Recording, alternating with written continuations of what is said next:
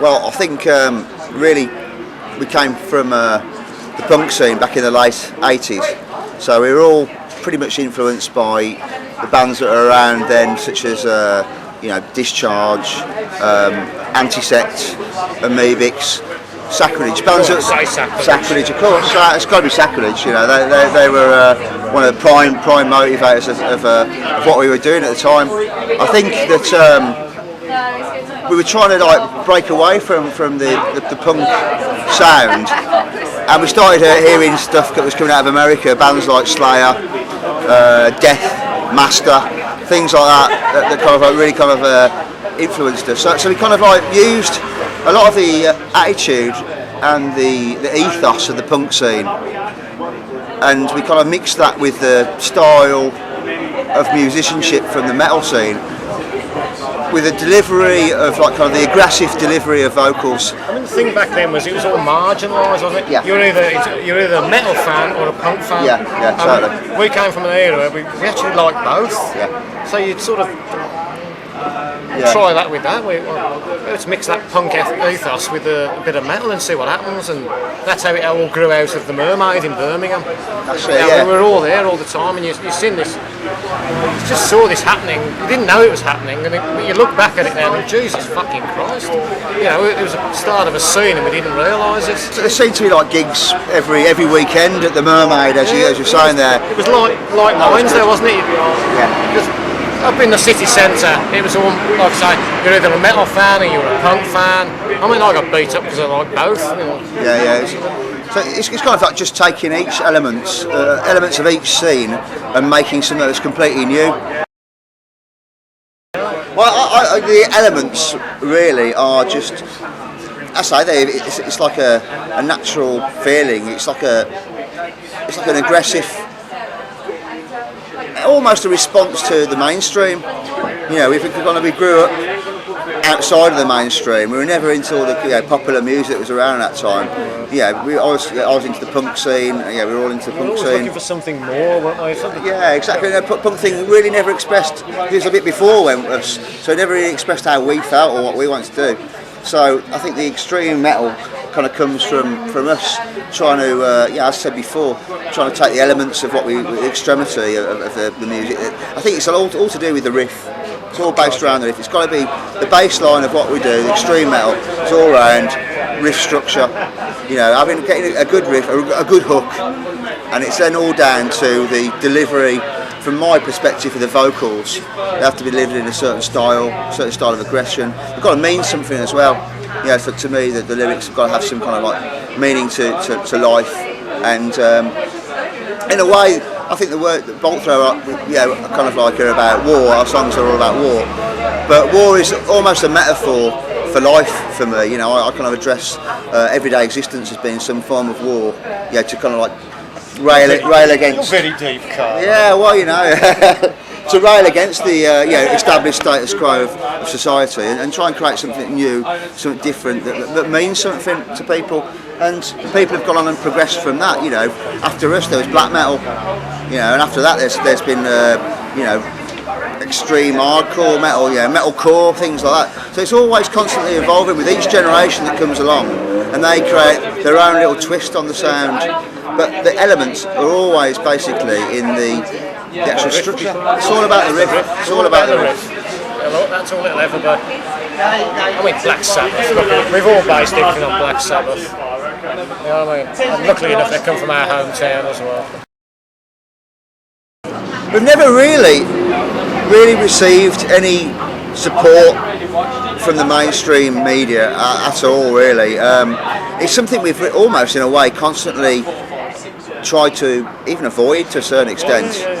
We don't do many interviews, so you're quite privileged in this to a certain extent.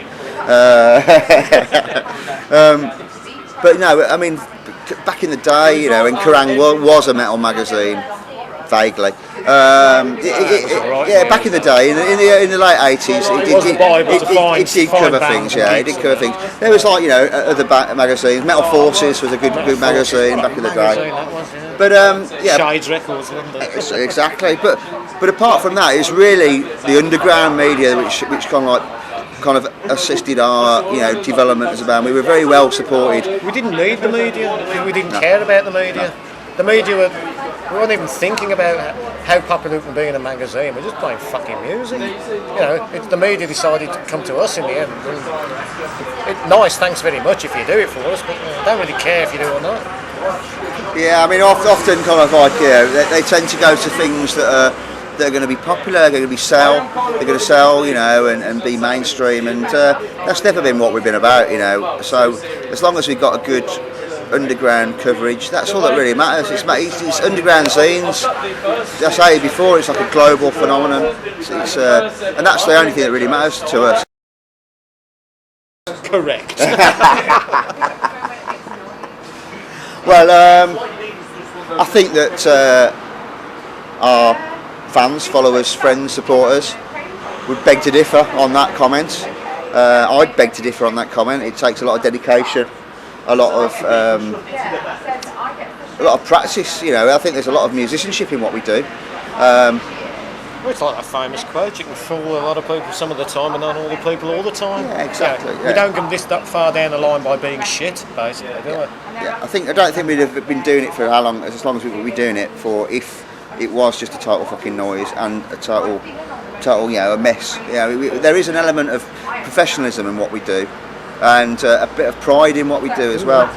We're kind of like, proud of our legacies. We've been doing it for such a long time now and we've released for us we've released eight albums, which done more than us. Really? Yeah, I'm catching. We've only done 7. Come on, well, but by this time next year, they'll probably be. We'll match you next year. We'll have 8 albums each. So no, it's not just a fucking noise, and there is a lot of talent involved in the scene. A lot of the musicians that I've played with, I'm quite proud to say that I've played with in my band exactly. Are very proficient musicians, and a lot of the bands that Benediction, the guys, they're all very, very talented guys. They've been, they're absolute extreme professionals. Doesn't necessarily mean you have to do widdly to be good.